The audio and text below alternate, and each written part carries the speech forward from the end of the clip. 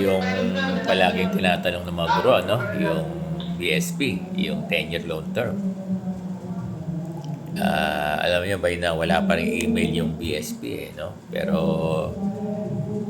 mag-i-email uli ako within this day, para dun sa follow-up natin sa 10-year loan. Di ba?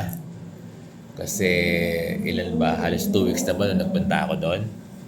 Doon sa letter natin, no?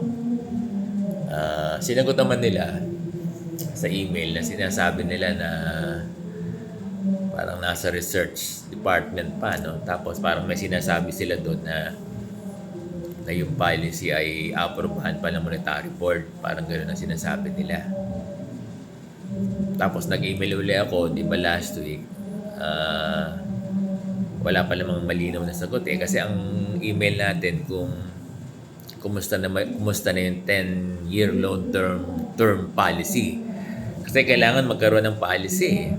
Kasi yung mga PLI, alam nyo, hindi kikilos yan. Hindi yan magpapalaw ng 10,000. 10,000. Ng 10 years loan term kung walang, kung walang utos order ng DepEd.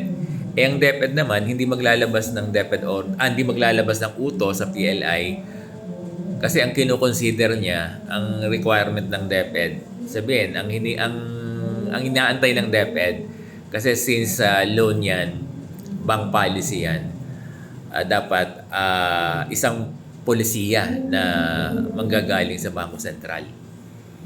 So hanggat walang 10-year policy na ilalabas ang Bangko Sentral, ang DepEd, hindi yan magbibigay ng order sa PLI para sa 10-year loan term.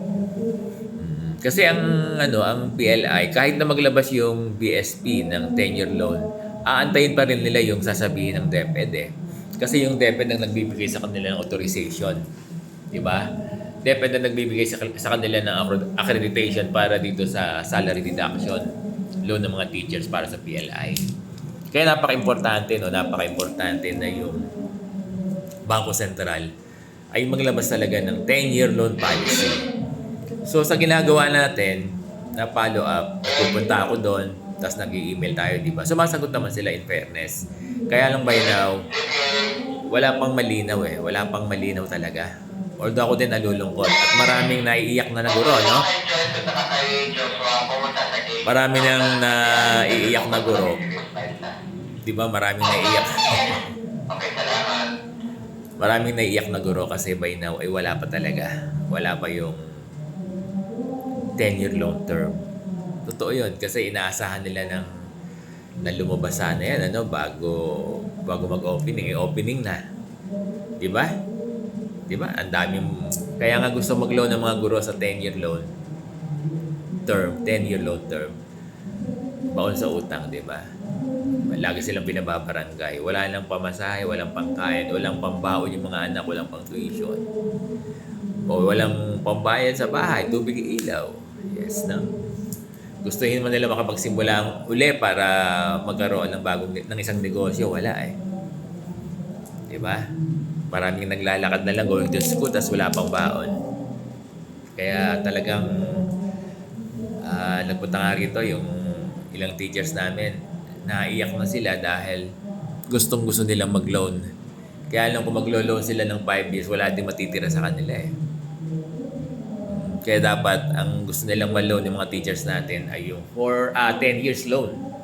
Kaya lang kailangan to ng isang policy na ilalabas ng BSP. So by now, tingnan ko po kung makapag-email ako within the day sa BSP. Sabi ko naman, weekly ako magpa-follow up. Ngayon, hanggat wala naman sinasabi yung BSP na negative, hindi po pwede, di ba? Wala talagang 10-year loan, then hihinto ako. Ganun lang yan.